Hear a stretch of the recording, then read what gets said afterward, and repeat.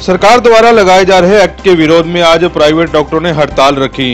इससे पहले सुबह जिले के सभी डॉक्टर स्काईलार्क में इकट्ठे हुए और एकजुट होकर एकता का परिचय दिया। डॉक्टरों ने एक स्वर में कहा कि किसी भी सूरत में एक्ट को लागू नहीं होने दिया जाएगा। स्काईलार्क में मीटिंग करने के बाद सभी डॉक्टरों ने पैदल मार्च कर लाल बत्ती से होते हुए सचिवालय पहुंचे और अतिरिक्त उपायुक्त को ज्ञापन सौंपा। इस दौरान अस्पतालों में ना तो ओपीडी की गई और न ही कोई सीरियस केस लिया गया।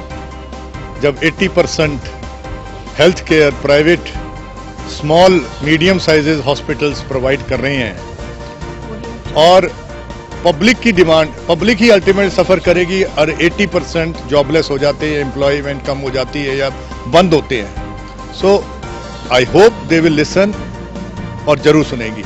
संजय भाटिया वहाँ गए थे as an emissary, they had a meeting, उसके मीटिंग में भी वो उपस्थित थे।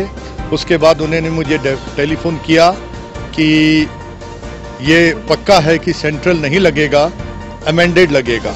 उसका प्रोसीजर 21st को डिसाइड होंगे and ordinance will be passed after that. At least the government is listening, हमें ये लगता है।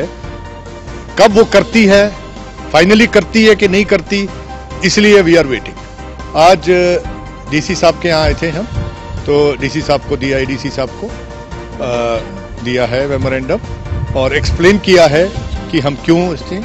उन्होंने भी यही कहा कि गवर्नमेंट की कभी ये वो है ना इंसेंटिव नहीं होता, इंटेंशन नहीं होता कि ऐसे हॉस्पिटल छोटे मोटे हम बंद करें। रेगुलेशन और अ लॉ जो गवर्नमेंट सोचती है, दे हो सकता है पब्लिक इंटरेस्ट में हो, हम भी कहते हैं बेशक हो, we are not concern, but it should be doctor friendly, people friendly. जिसमें तुम लगा रहे हो उनकी बात तो सुनो। यू कैन नॉट हैव कि डंडा राज की एकदम ऐसे ही होएगा जी। It is survival of both public as well as the doctors. New सब्जी मंडी राजनगर निवासी रेणु की अल सुबह आईबीएम हॉस्पिटल में उपचार के दौरान मौत हो गई। ससुराल पक्ष का कहना है कि रेणु की मौत छत से गिरने से हुई है। वहीं लड़की के परिजन जब सूचना पाकर हॉस्पिटल में पहुंचे तो डॉक्टर ने बताया कि जहर के सेवन से महिला की मौत हुई है। मृतक रेणु के परिजनों की सूचना पर पुलिस मौके पर पहुंची और शव को कब्जे में लेकर सामान्य अस्पताल के शवगृह में रखवाकर पोस्टमार्टम करवा दिया गया। ये बोले कि ये छत से गिर गई थी कपड़े सुखाते वक्त। तो फिर हम डॉक्टर के पास आए। डॉक्टर से बात होने के बाद डॉक्टर ने हमें बताया कि भाई छत से गिरने से इतनी ब्रेन हैचरिंग नहीं हो सकती है। ये ना तो इसके कहीं सर में चोट है ज़्यादा और ना ही इसके कहीं भी चोट है। इसके भाई शरीर की कहीं किसी भी हिस्से में कोई चोट नहीं है, निशानी है। उसके टेस्ट करवाए गए हैं, सब नॉर्मल रिपोर्ट मिली, सिटी स्कैन करवाया, सब नॉर्मल रिपोर्ट थी। लेकिन डॉक्टर ने हमें बोला कि ये कोई छत से गिरने से इतना ब्रेन हैचरिंग नहीं है और ये पॉइजन केस लग रहा है। तो पॉइजन केस के बिना पे डॉक्टर ने बार बार हमें इस चीज़ के बोला कि ये पॉइजन केस है और पॉइजन ही केस है। हमें बस ये टेलीफोन सूचना मिली थी कि आईबीएम हॉस्पिटल में रेणु नाम की लड़की छत से गिरने का दाखिल है जी। जिस सूचना पर हम आईबीएम हॉस्पिटल में पहुंचे, जहाँ पर डॉक्टर साहब ने बताया अभी वो बयान स्टेटमेंट देने के काबिल नहीं है। जैसे होश आएगा आपको बता दें। फिर नेक्स्ट डे हमें पता चला कि रेणु नाम की लड़की एक्सपायर हो गई, जो आज हम पोस्टमार्टम में लिया। फिलहाल तो पोस्टमार्टम के बाद ही कुछ बता सकते हैं।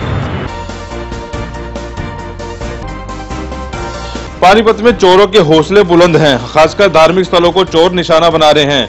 कल मेन बाजार में जैन मंदिर में हुई चोरी का खुलासा भी नहीं हुआ था कि चोरों ने फतेहपुरी चौक पर हनुमान मंदिर में हाथ साफ कर दिया। चोर इतने शातिर थे कि मंदिर में लगे सीसीटीवी कैमरों का डीवीआर भी साथ ले गए। चोरों ने मंदिर में लगी एलसीडी भी चोरी कर ली और कुछ कैश भी ले उड़े। फिलहाल इस मामले में भी पुलिस जांच कर रही है। एलईडी उठाई है, एलईडी और जो उसका कैमरा जो चेक करती है डीवीआर, बाकी छोटा मोटा नुकसान गिना नहीं है अभी। ये तो लोग लगे था, रात घर वाली साइड से आ सकता है और तो कोई साधन नहीं।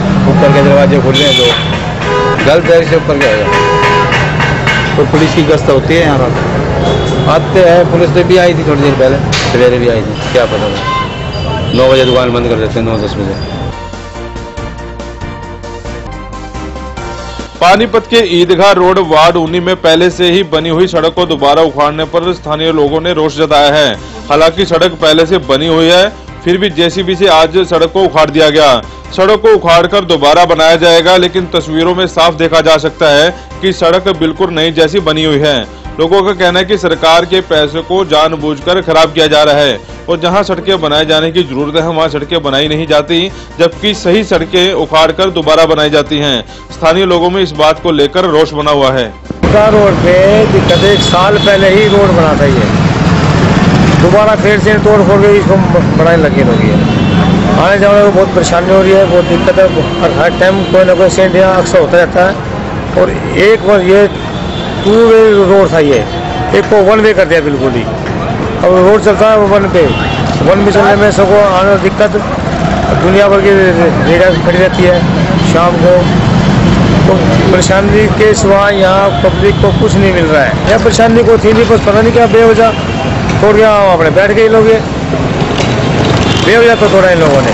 सरकार का पैसा पानी में जा रहा है और कमेटी निगम वाले से बात करते हैं, कहते हैं कोई तोड़ा फोड़ दे, तो वो कहते हैं हमें कोई परवाह ना, हमारे पास कोई आता है NOC लेने, कोई NOC लेने आता ही नहीं। जबकि कमेटी निगम का फर्ज बनता है NOC देने के बाद कोई भी काम हो तब काम शुरू कराए।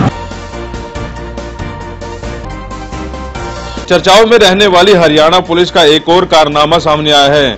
पानीपत पुलिस की CIA टीम के इंचार्ज पर खाकी का रोप दिखाकर युवक को प्रताड़ित करने के आरोप लगे हैं। पीड़ित ने आरोप लगाया कि उसे बिना किसी वजह से लॉकअप में बंद करके सारी रात टॉर्चर किया गया।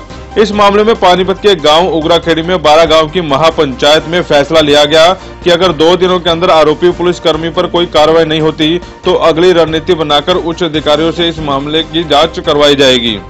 आज हमारे गांव में 12 गांवों की पंचायत हुई थी दीपक के साथ, जो पुलिस ने जाति करी पर्सनली तौर पर, और एक तो जाति उसने तो बिल्कुल गदर कर दिया। हम ये चाहते भैया तो इसको पकड़ा क्यों था, पकड़ा छोड़ा क्यों, इसका दोष जानने के लिए पंचायत हुई है। सोमवार को SP साहब से मिलेंगे, प्रतिनिधिमंडल, भाई इस लड़के का दोष बता जाए, अगर ये दोषी है तो उसको अंदर दे देना चाहिए था। फिर सरकार से मिलेंगे, जो पंचायत फैसला लेगी, धरना करना, प्रदर्शन करना या बड़े सरकार CM से मिलना है, उसके खिलाफ FIR दर्ज करने का। एक लोकतंत्र में जो प्रजातंत्र है, पुलिस हमारी रक्षक है।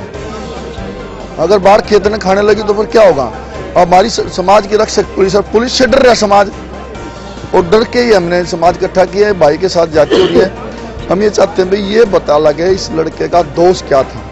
अगर इसका दोष है तो इसके साथ कोई नहीं, इसका दोष नहीं है तो पुलिस उसके साथ नहीं होनी चाहिए, उसको भी अंदर करो। जब SP साहब पे कोई डाउट नहीं है, SP साहब अच्छे आदमी है। SP साहब ने पहले भी प्रशासन के खिलाफ, अपने अधिकार के खिलाफ कार्रवाई कर रखी है, इसके खिलाफ क्यों नहीं हुई अब तक। समाज में से होकर गुजरता सब कुछ, कानून, नेतागिरी सब समाज के अंदर से होकर निकलती है। समाज ही दुखी हो गया, पर पुलिस की वजह से दुखी हो गया, एक आदमी की वजह से। तो प्रशासन से अपील करते हैं जल्दी से जल्दी कार्रवाई करें।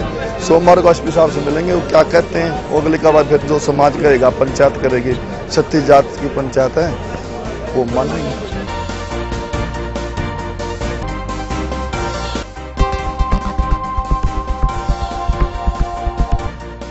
क्या आपको इंग्लिश नहीं आती है? डियर, आपको बहुत अच्छी इंग्लिश आती है। आपके अंदर एक डर है, मैं गलत तो नहीं हूँ। हम ये डर आपका दूर करेंगे। रियली सपने क्यों नहीं लेते, सपने लीजिए, हम आपके सपनों को देंगे एक नई पहचान। आप बहुत अच्छा बोल सकते हैं, आप बहुत अच्छा गा सकते हैं, आप बहुत अच्छा डांस कर सकते हैं। अपने आप को पहचानिए, खुद को जान बनेगी पहचान। You can also speak very well fluency. Hello, हला, सॉरी, सॉरी, ओके, आके, why not, why not. English is very easy language, really. Don't waste your life, just taste your life with PCC Academy.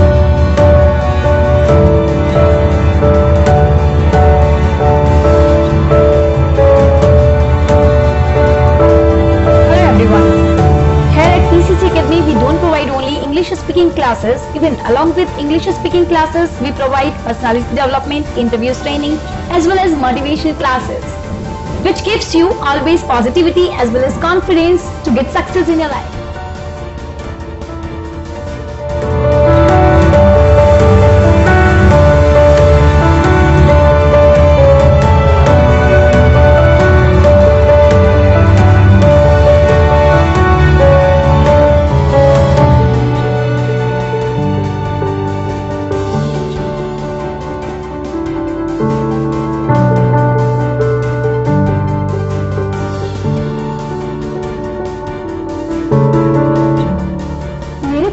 कोई पहचान नहीं थी। मैं अपनी पहचान बनाने के लिए पीसीसी में आई हूँ। पीसीसी ने मेरे उद्देश्य को ऐसी उड़ान दी है कि जो मेरे लिए पहले पॉसिबल नहीं था, मैं आज वो भी कर सकती हूँ। When you get here, then you understand that success starts from PCC because PCC is the best. Learning today, leading tomorrow just because of PCC.